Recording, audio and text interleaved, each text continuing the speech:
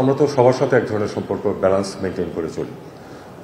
আমরা কোনো দেশকে বিশেষ করে যে তাদের সাথে আমরা সম্পর্ক রাখবো না এরকম তো আমাদের কোনো কিছুই নেই।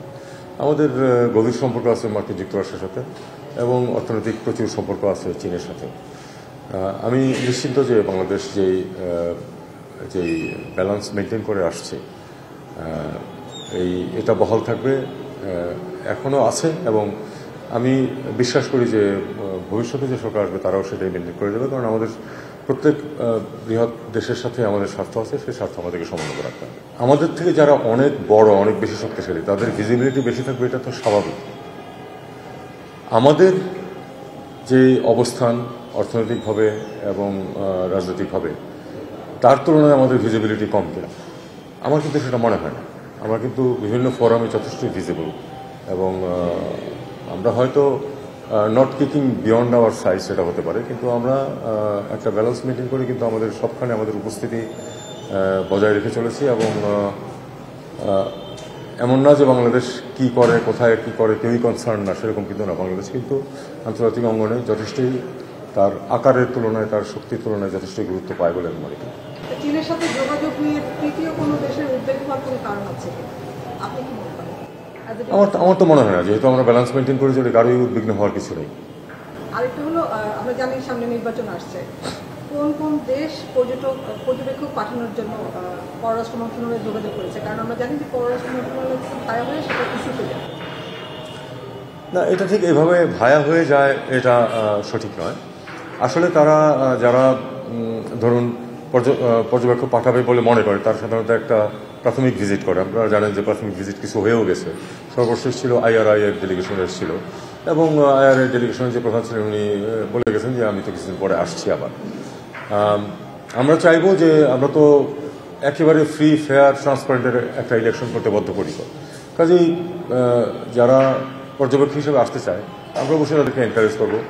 তবে আমরা চাই না যে পর্যবেক্ষকের আড়ালে কেউ শুধু উদ্দেশ্য প্রণোদিতভাবে দুর্নাম করার জন্য আসুক, সেটা তো আমরা চাইবো না। তবে আমরা এ পর্যন্ত যা দেখছি, যারা আগ্রহ প্রকাশ করেছেন, EU, তারপরে আপনার মার্কিন যুক্তরাষ্ট্র, আমরা তো মনে করি যে এটা একটা ভালো লক্ষণ। কাছাকাছি আসলে নিশ্চয়ই আরও ডেলিগেশন আসবে এবং পর্যবেক্ষণ করবে। আমরা তো চাই যে পর্যবেক্ষণ হোক, যাতে করে যাতে ট্রান্সপারেন্ট, এটা যে ফ্রি অ্যান্ড ফেয়ার, সেটা সর্বসমক্ষে প্রদর্শিত হোক। লিলি বিউটি সোপ, যার অ্যান্টি এজিং গুণ তারুণ্য ধরে রেখে ত্বকে করে উজ্জ্বল, তারুণ্যময় উজ্জ্বল ত্বকের জন্য। রিমার্ক, আমরা বলছি যে ফেব্রুয়ারিতে ইলেকশন হবে এবং সবাই সেভাবেই দেখছেন এটাকে।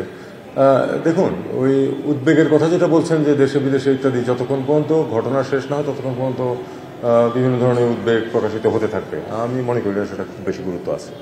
আপনারা জানেন যে এক সময় ছিল যে বেশ অনেক আগে, আমি তখন ডেপুটি চিফ অফ প্রোটোকল, যে নির্বাচন হয়েছিল সেখানে পর্যবেক্ষকদেরকে পুরোপুরি কিন্তু সহায়তা দিয়েছিল পররাষ্ট্র মন্ত্রণালয়। এমনকি প্রত্যেক ডেলিগেশনের সাথে, ইম্পর্টেন্ট ডেলিগেশনের সাথে একজন করে অফিসার আমরা দিয়ে দিয়েছিলাম, যদিও তাদের দায়িত্ব ছিল এরকম যে তোমরা নিজে থেকে কিছু করবে না, যেই সহায়তা তারা চাবে সেটা দেওয়ার চেষ্টা করবে।